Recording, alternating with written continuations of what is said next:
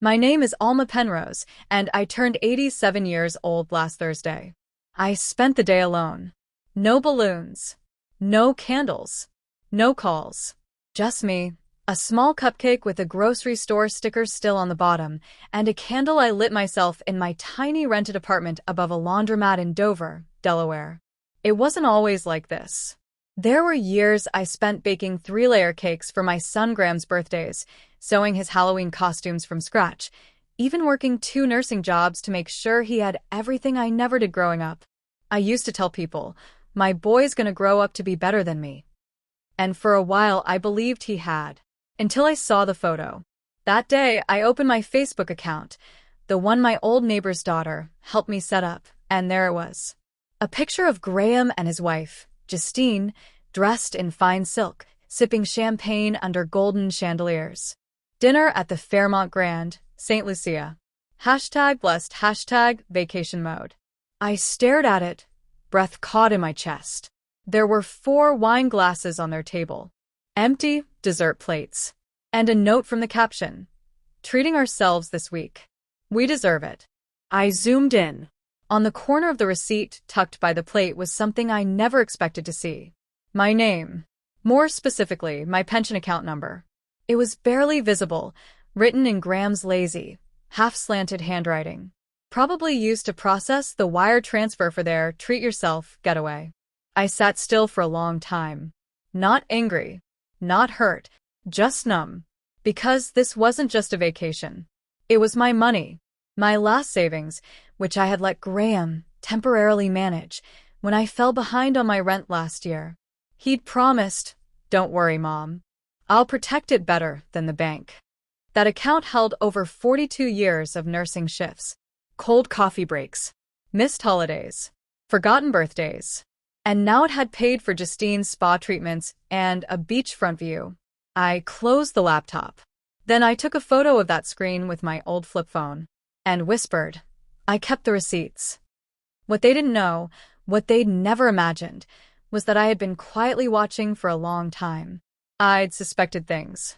Not because I was nosy, but because something in a mother's gut never sleeps. And now, the final piece had landed in my lap. They thought I'd never figure it out. They thought I was just some frail old woman eating soup from a microwave bowl while they toasted champagne. But they were wrong. Because that night, I opened a locked drawer beneath my bed. One they didn't know I still had.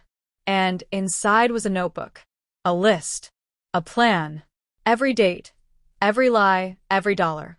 My son and daughter-in-law were about to find out. I may be old, but I am not blind. And this birthday?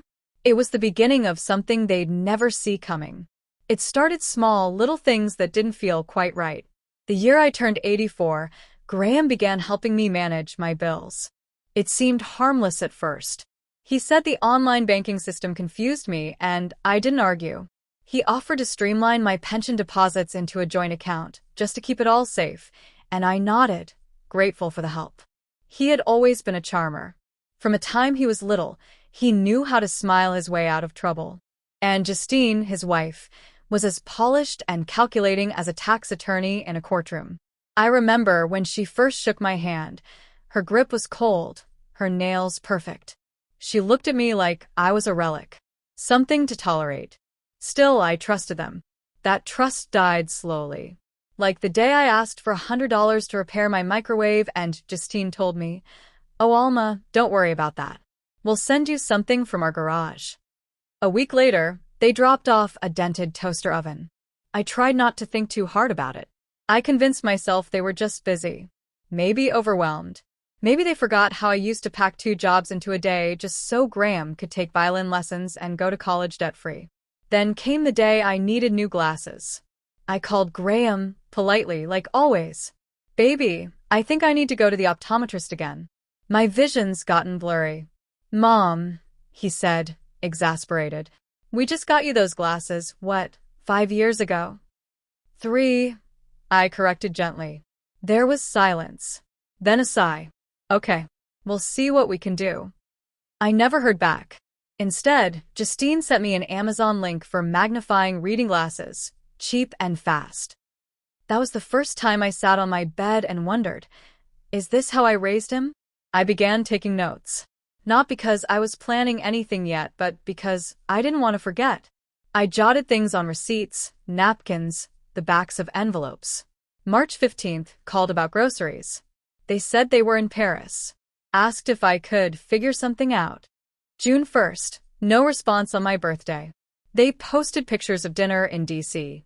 July 20th, they told church friends they were helping me monthly. I haven't seen a dime. Each time, the list grew longer. Still, I stayed quiet. Until last week. That photo from St. Lucia shattered whatever hope I had left. They hadn't just taken my money. They celebrated with it, laughed with it, rubbed sunscreen into each other's shoulders on my sacrifice. So, I did what they never expected. I called Melinda. Melinda works at the local senior legal center. She's sharp. She helped my neighbor Bernice after her grandson tried to sell her house behind her back. When I told her my story, she didn't blink. "You got bank statements?" she asked. "Every one," I said, opening a folder from the drawer. "And receipts." She looked at me with something close to admiration. "You're not a victim, Mrs. Penrose. You're a record keeper." That night, we filed the first inquiry. Not a lawsuit. Not yet. A simple motion for pension audit and account access restoration. Quiet. Legal. Lethal. I didn't call Graham to warn him. I wanted him to feel the tremble first. That little vibration in his pocket when he checked his bank app and saw a hold on the joint account he thought was hidden. The following morning, my phone rang. "Mom," he said, his voice shaky. "Did you do something with the account?" I stirred my tea slowly. "I'm just looking at my birthday pictures." There was silence. Then, "Look, we didn't mean to." "To what?" I said, calm but cold. "Spend the pension of an old woman you won't even buy a cupcake for?" He stammered. "Justine thought." "I know what Justine thought," I interrupted. "She thought I was too tired to notice. Too old to understand." He exhaled loudly. "Why are you doing this now?" I paused. "Because I just turned 87, I said softly. "And I finally learned how to stop waiting for people to care." I hung up, and in that moment, something inside me clicked. This wasn't about guilt. This was about grace with a backbone. But the battle had just begun.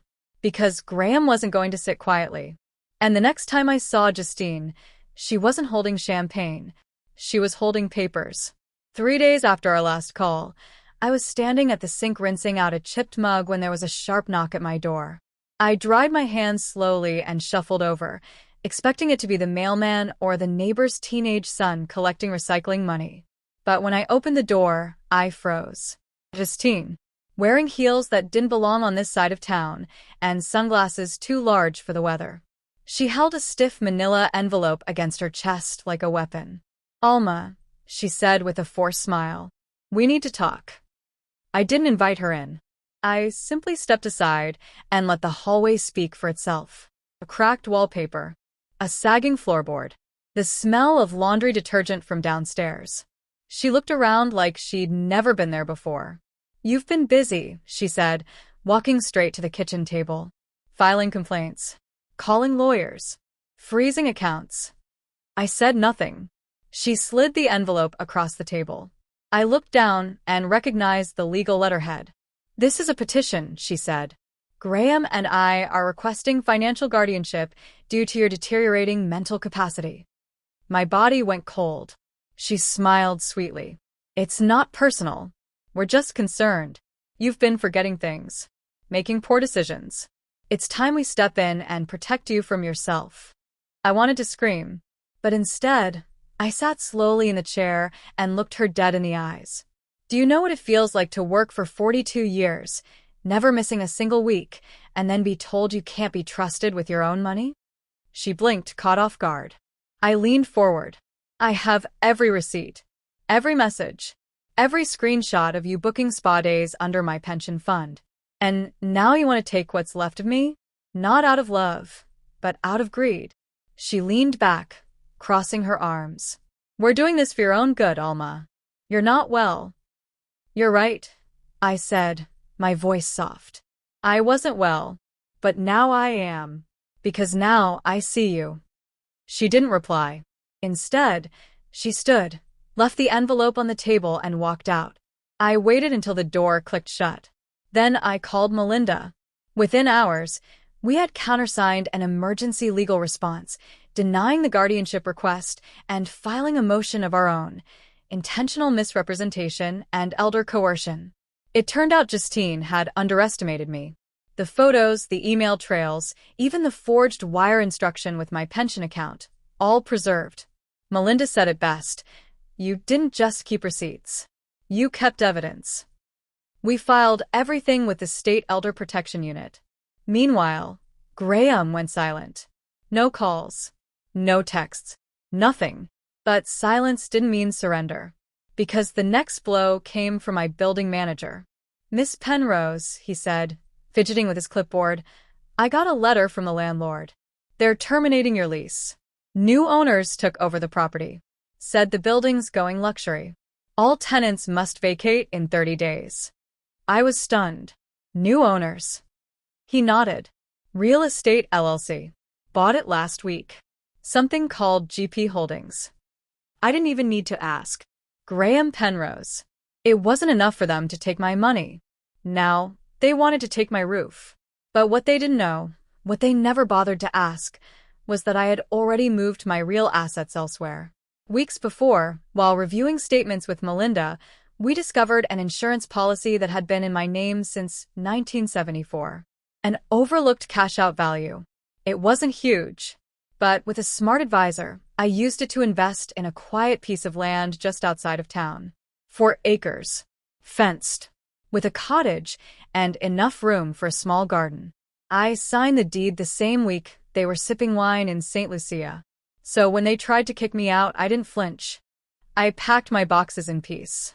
I left behind the leaky faucet, the crumbling walls, the noise from the laundromat below.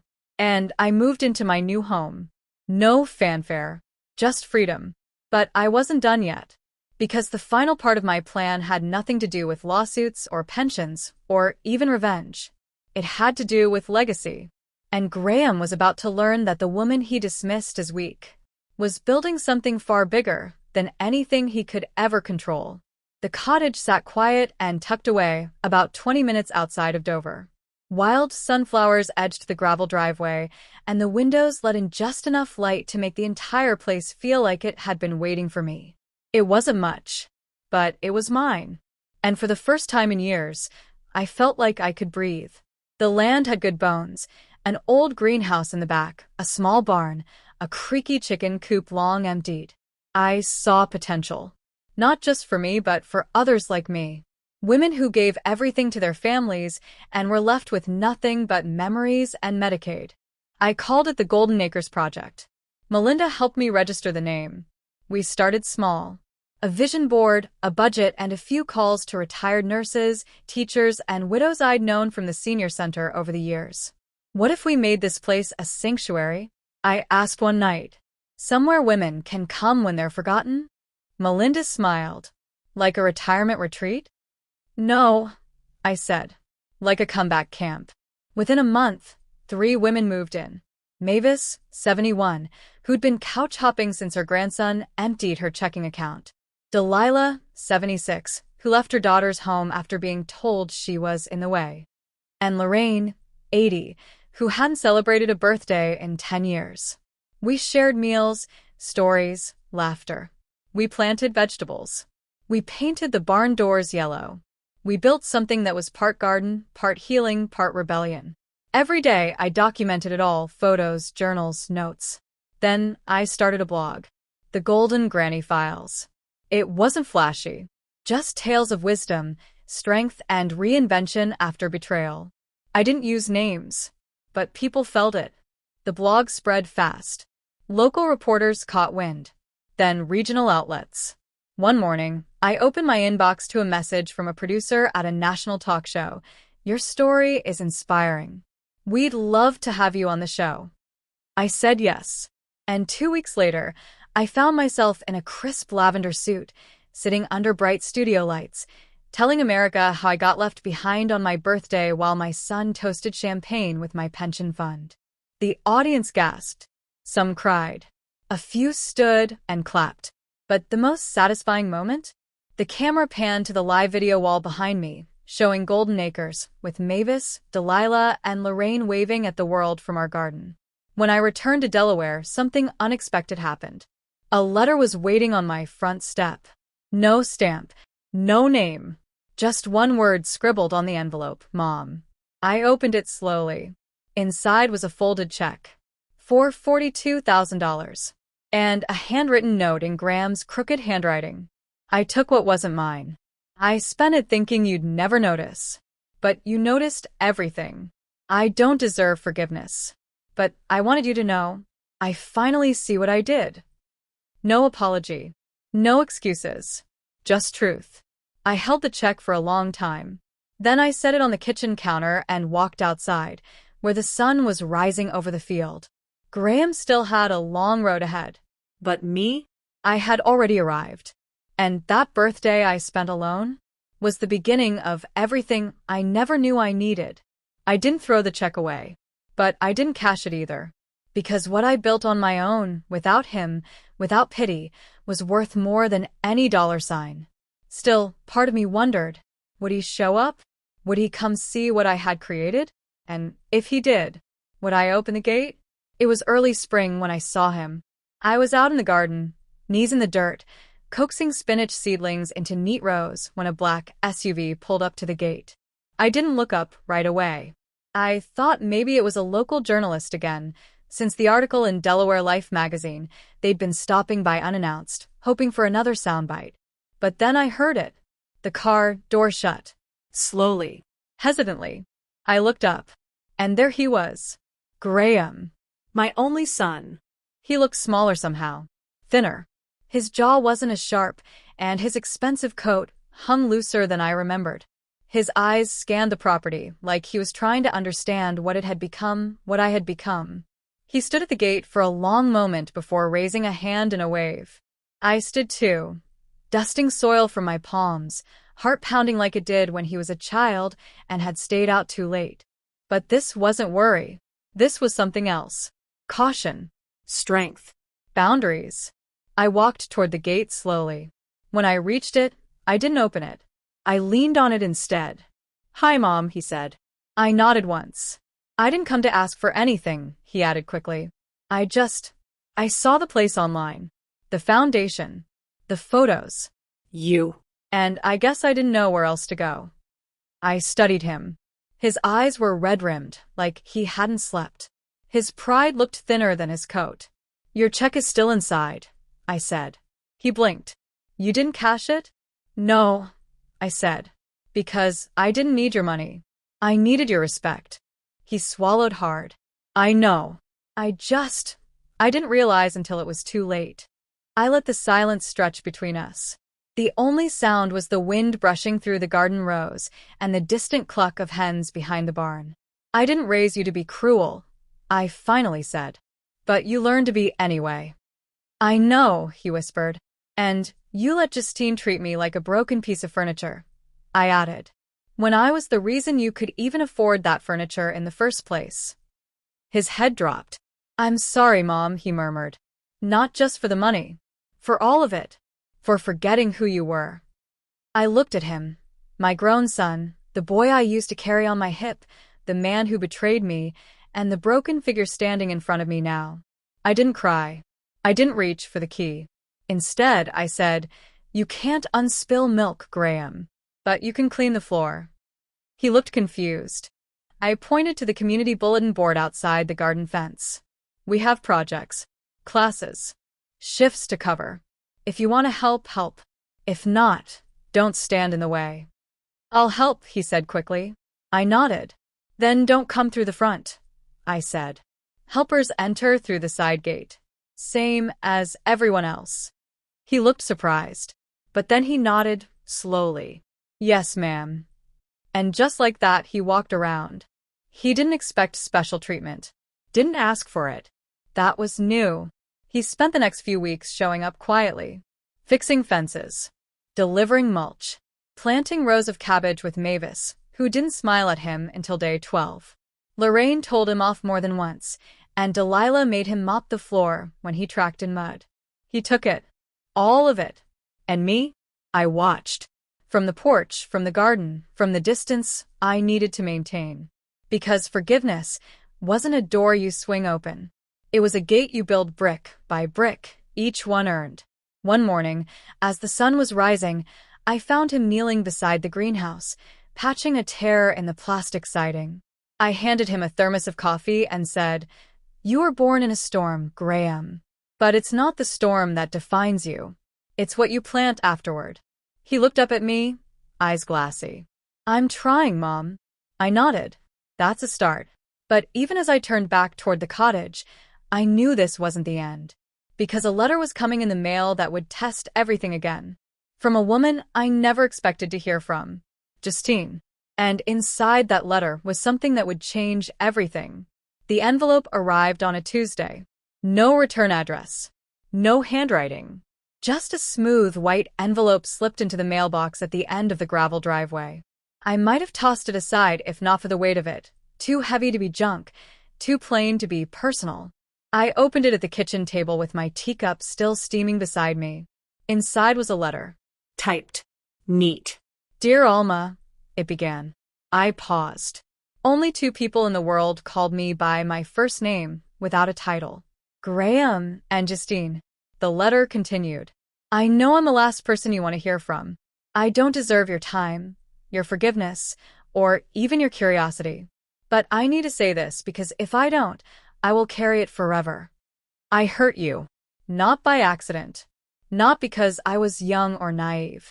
I knew exactly what I was doing when we moved your pension, when we let the bills slip, when I booked that resort dinner with your money. I resented your presence. I saw your kindness as weakness, your sacrifices as leverage. I told myself we were helping you, but truthfully, I was helping myself to you." My hand trembled slightly. She hadn't sugarcoated it. Not once. I come from a family where elders were burdens, where showing strength meant stepping on someone else. I never learned how to care for anyone but myself. But when I saw the news segment about Golden Acres, when I saw you standing there proud and steady, I realized what you had given me wasn't money. It was legacy. And I spat on it. I've left Graham. Not because you asked me to. Because he needed to see what it meant to take responsibility alone. And because I needed to stop hiding behind him. I've enrolled in a hospice volunteer program. I'm working at the county care facility, emptying bedpans and sitting with dying patients I once would have ignored. I'm trying to understand the kind of strength you carried your whole life. I'm not asking to be welcomed back. I just want you to know I see it now. I see you. At the bottom was a shaky signature. Justine Harper Penrose. And beneath it, a line of numbers. A deposit confirmation. $11,870. A direct contribution to Golden Acres. No fanfare. No note attached to it. Just the money, sent with nothing expected in return. I folded the letter carefully and placed it in the drawer beside my journal. I didn't tell Graham. Not yet. Because this wasn't about revenge. This was about growth. About letting consequences bloom in peace. That afternoon, as I watered the sunflowers near the barn, Lorraine shuffled up behind me with a grin. "You know," she said, "we were talking at breakfast. We think Golden Acres needs a bigger kitchen. The new girls coming next month might not fit around the current table." I smiled. "Then we'll build one." Mavis came around the corner. "You sure you want to expand, Alma? It's already a lot." I nodded slowly. "I do. Because every time they try to break us, we plant something stronger." But I couldn't shake the feeling that another storm was coming. Not from Graham. Not from Justine. But from something deeper, something long buried in my past that was about to resurface. A knock at the gate proved me right. It wasn't a visitor. It was a lawyer. And in his hand was a document with my mother's name on it. I hadn't heard my mother's name in years. Clara Winfield Penrose. She died nearly 3 decades ago. Or so I thought. The lawyer who stood at the gate was a young man in a gray blazer, holding a slim leather briefcase and wearing that polite, rehearsed smile that people use when they know they're bringing disruption. "Mrs. Penrose?" he asked. I nodded slowly, never breaking my gaze. "My name is Elliot Marsh. I'm here on behalf of an estate in Wilmington. I believe this is for you." He handed me an envelope, then stepped back like it might explode in my hands. The return label read, Wilmington Probate Court. Case number 38-5090, WP. Clara W. Penrose, Holdings. My knees wobbled slightly, but I stood tall and motioned for him to follow me to the porch. Inside the envelope was a packet of official documents and a letter on aging yellowed paper, handwritten in cursive I hadn't seen since I was a child. "Alma, if you're reading this, then everything I couldn't say while I was alive is finally reaching you. I know I wasn't the kindest mother. I know I left scars, emotional ones you carried through every season of your life.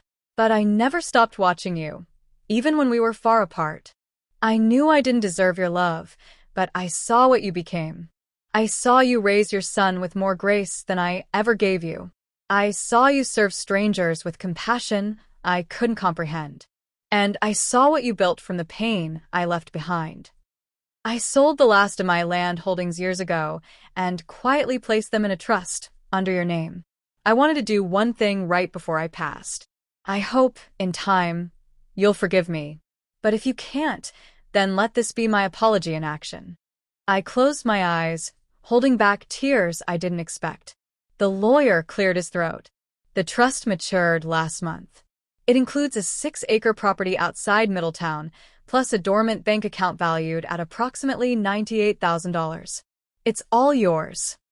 $98,000. And 6 more acres. The weight of it didn't hit me financially. It hit me spiritually. My mother, who had never said I'm sorry to my face, had left me her legacy in silence. And now I had a choice. I could take the land and cash and disappear. Build a bigger fence. Grow more sunflowers and forget the world that wounded me. Or I could do what women like me have always done. Turn pain into purpose. That evening, I called a meeting on the front porch of Golden Acres. Mavis, Lorraine, Delilah, and the newer women, Rita and Jean, gathered around in their cardigans and garden boots, sipping iced tea like it was communion. "I've got something to tell you," I said, standing by the screen door. "I just inherited more land, and I want to build a second home." They clapped.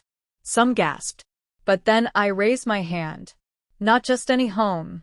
A haven. For the ones we don't see. The ones who age out of foster care. The widows with nowhere to go. The grandmothers sleeping in cars. The women who think they've been erased. They fell silent.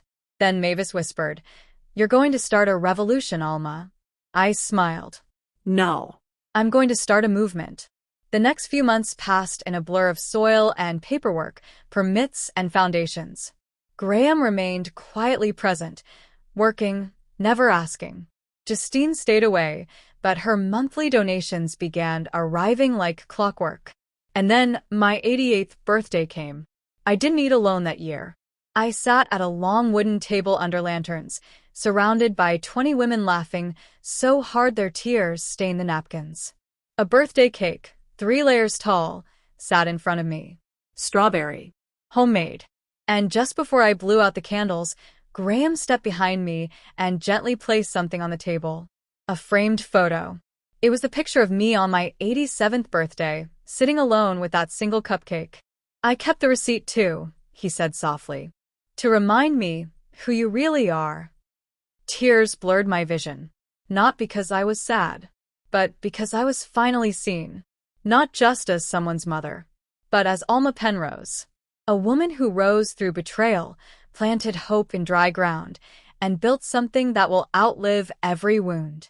My story didn't end at 87. It started there. And yours? Maybe it starts right now. It was nearly a year after the cupcake birthday. Golden Acres had grown from a quiet refuge to a symbol.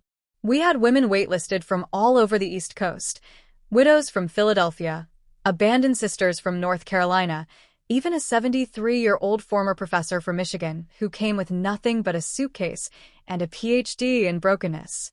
But we didn't care about titles. We cared about healing. And healing is what we did. We'd built a second cottage on the Middletown property, modest, warm, and full of life. The land my mother left me now bore rows of lavender, tomatoes, and purpose. We held weekly potlucks, storytelling nights, and even legacy writing, workshops where women turned their pain into books. It was everything I never imagined I would live to see. And then one morning a letter arrived. This time, not handwritten. It was from the State Office of Elder Rights and Recognition. At first, I braced myself. Another inspection? A permit issue? But as I read the letter, my hands began to tremble.